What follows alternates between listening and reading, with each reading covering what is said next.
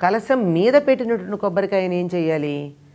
ఆ రోజే ఉద్వాసన చెప్పం గనక అమ్మవారికో లేదా ఏ దేవుడికి మనం పూజ చేస్తే ఆ దేవుడికి ఉద్వాసన చెప్పిన తర్వాత ఆ కొబ్బరికాయతో తీపి చేసుకుని తినాలి అన్నారు. దాన్ని 10 మందికి పంచుకోవాలి.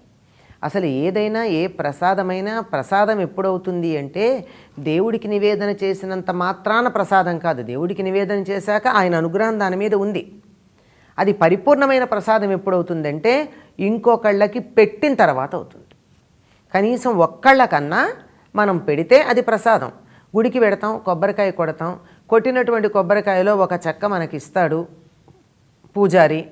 దాన్ని మనమే తెచ్చుకుని తింటే అది పరిపూర్ణమైన ప్రసాదం కాదు.